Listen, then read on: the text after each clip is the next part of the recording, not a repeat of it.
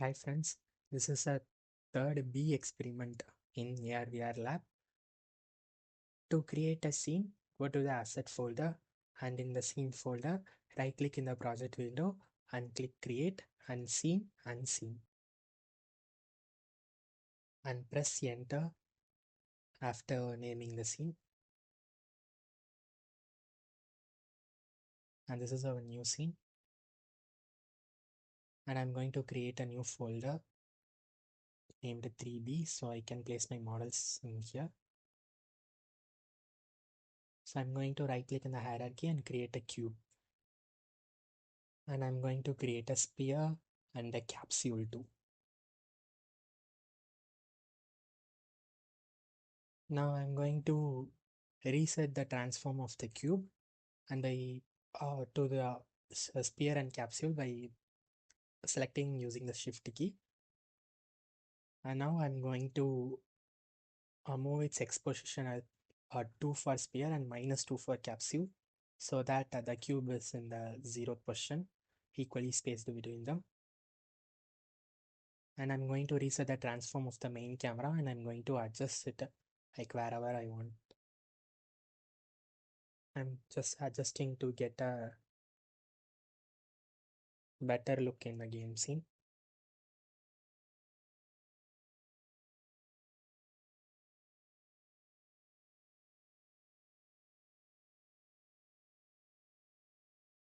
And I'm going to right click in the hierarchy and create a empty game object and name it as shapes and reset its transform. I'm going to child all the shapes I have created and I'm going to right click in the 3B folder and create a folder and name that as materials. And I'm going to create a 3 new materials. So first material, I'm going to name it as red and I duplicated using the control D 2 times and I'm renaming it to blue and I'm renaming last one into purple. So I'm going to assign the color for each material, red, purple and blue. Now I'm simply going to drag and drop in the material in the 3D model. Now I'm creating a 3D game object, a plane, and I'm positioning it by resetting the transform and just position it wherever I want. Yeah, right there.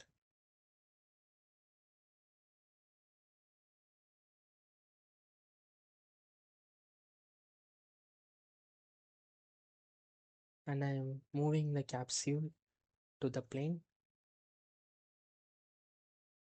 I can remove the capsule collider from there and I can remove the box collider from the cube in the inspector and I'm positioning it and I'm going to remove the sphere collider from the sphere so that it's placed correctly in the plane. I'm going to duplicate the plane and create a box model like a previous exercise. I'm going to rotate it to the 90° and positioning it in the corner of each plane.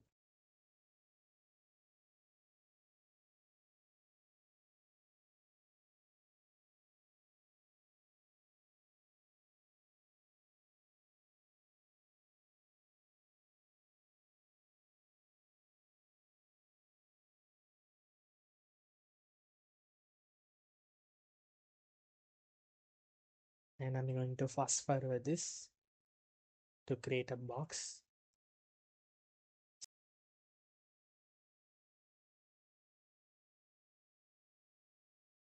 So yeah, this is a box. And I'm going to create an empty game object, name it as a floor and reset its position and child all the planes to the floors so that it looks neat. And I'm going to create a point like there and I'm going to reset its transform and I'm going to create a light game objects and put the point light inside the lights and the direction light inside the light and I'm going to create a new spotlight too.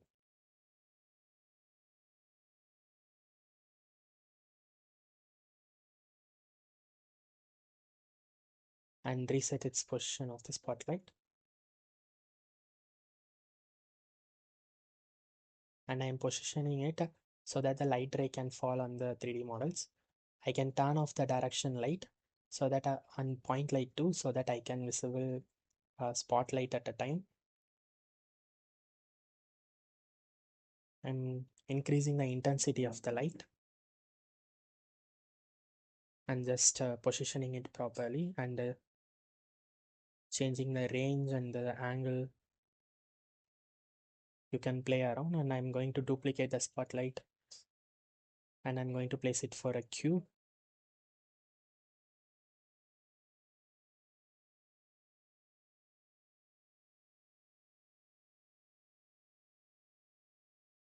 And I'm going to duplicate once again and place it for a sphere.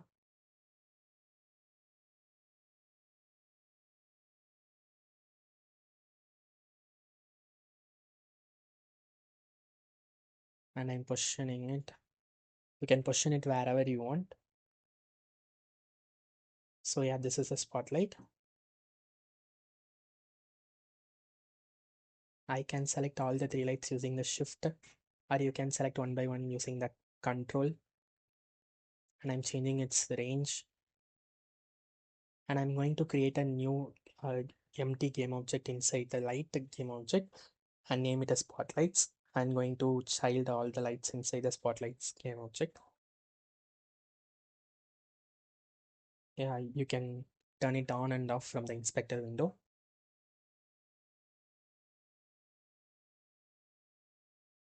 I'm going to create new material and name it as a floor, and I'm going to give it a color and apply to the floor and the walls also, just by dragging and dropping it on the 3D model.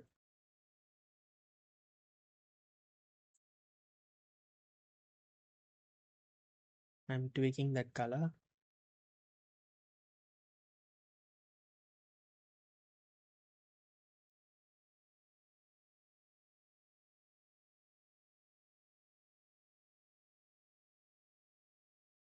You can also change the emission of the spotlight color too, but I'm going to leave it as in the white.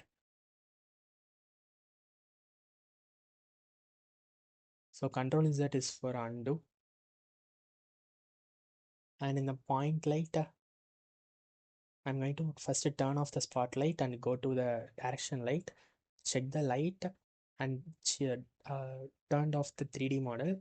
And in the point light, I'm going to position it above the cube. And I'm going to increase its intensity too, or the brightness. And if I give a soft shadows in the shadow type, I can see the shadow of the game object from the light. So I can do the shadow for spotlight also. You can check off the point light and turn spotlights. And for all the three spotlight, I can uh, draw the shadows. I prefer soft shadows.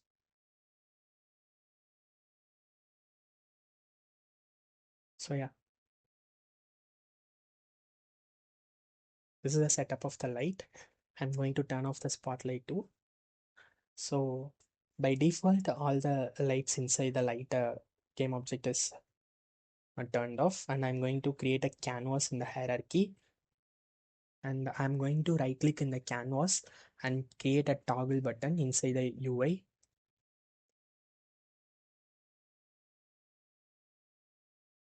And I'm focusing on the toggle button. You can double click the toggle in the hierarchy, or you can press F in the keyboard by selecting the toggle. I'm just moving inside the scene window to get a good view of the UI.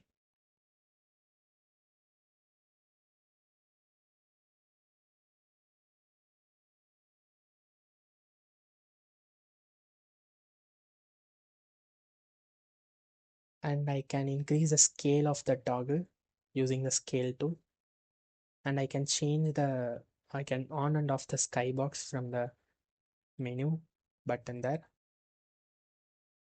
and I'm positioning the toggle button somewhere there. And when I expand the toggle button, I can have the background and label. In the label, I'm going to change it to a point light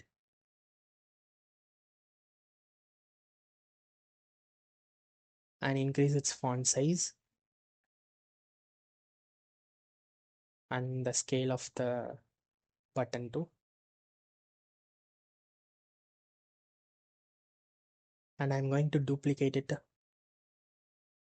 for the direction and the spotlight.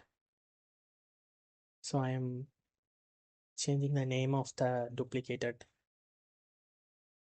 point toggle to a spotlight and a direction light.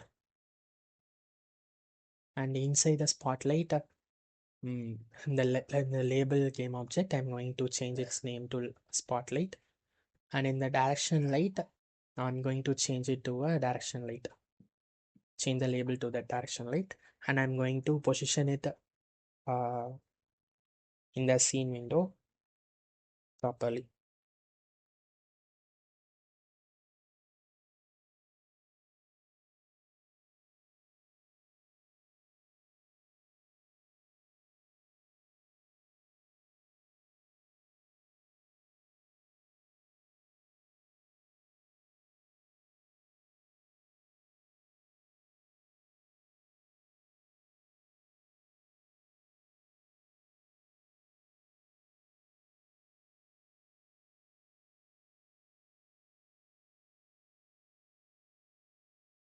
So yeah, this works fine. And now I'm going to create a new folder and name to a scripts. And inside that folder, I'm going to right click and create scripting and a mono behavior script. I'm going to name it as toggle, maybe function, maybe toggle function.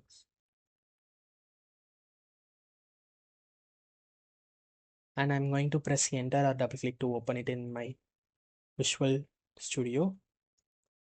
First of all, I'm going to remove all the given void start and void update functions.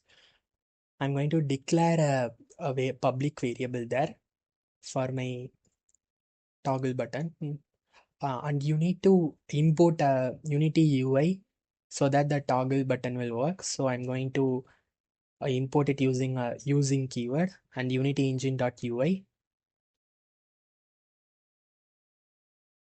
Oh yeah, the spelling is Toggle. Okay, now it's work fine. And I'm going to give it a name, maybe toggle btn. And I'm going to create a game object, a public game object.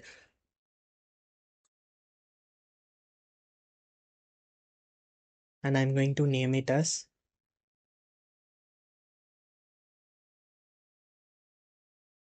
point light and a spotlight and a direction light game object too. The keyword public is used there to show the variable in the inspector panel so that we can just drag and drop the game objects or the 3D models we want inside the script directly in the inspector. Now I'm going to create a user defined function. So I'm going with a public function, a void return type, and I'm going to name it as a point toggle function, where I can send a bool. Uh, I'm going to name it as new value. And if the new value is true, uh, I'm going to on the light. This new value bool is given from the button we placed in the UI, right? So that button is returning a true if we press the we toggle on the button, and if we toggle off it returns a false value. So we are going to use that, and I'm going to uh, set active the game object inside the unity scene, so that I'm using a point light dot set active equal to true, and in else case I'm going to point light dot set active of false, and I'm going to create another public void, and it's recommend the function using the IntelliSense. So I'm going to go with it. Direction toggle function. If the new value is true, I'm going to turn on the direction light. If the new value is false, I'm going to turn off the direction light.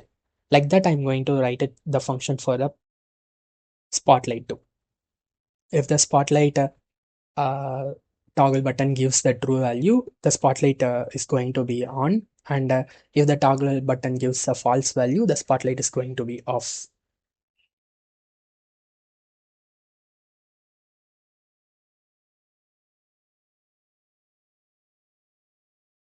So I have new value.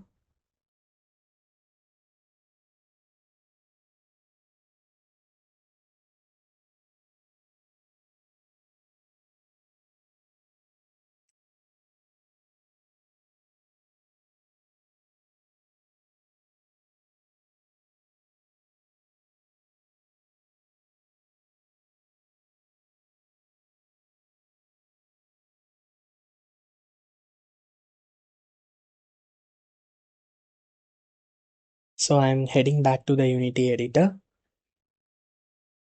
I can turn on the Skybox now, and I create a empty game object in the hierarchy so that I can place my script, and I'm naming it the script handler. You can name whatever you want, and I'm just drag and drop my script inside the script handler.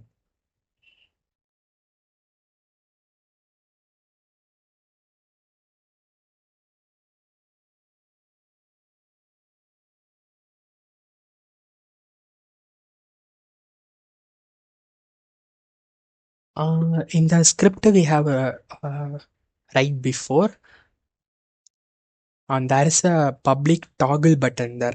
Since we are using the dynamic buttons, we can remove that. We can give we can assign the function directly to the button in the Unity editor itself, so we don't need the extra variables. So in the right side inspector panel, you can see the point light, spotlight, and direction light. You can drag and drop the point light to the point light section, and spotlight to the spotlight section, and direction light to the direction light section. Now, yeah, and there is an important step after this. Go to the canvas and point toggle button, scroll down.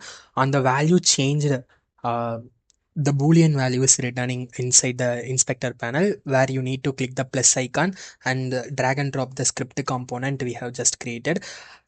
And in the function, go to the toggle function script we have added and give a point toggle for the point light, and go same for the spotlight. You can select the spot uh, toggle function and go for the direction toggle function in the direction light. So you can select all three and default select the is on to false for the default.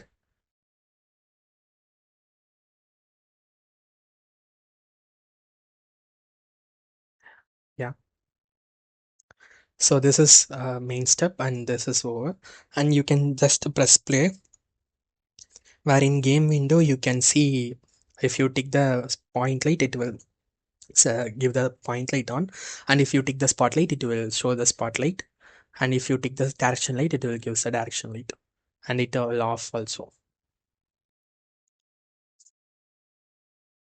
Yeah, so this is a third experiment, B subdivision in our ARVR lab.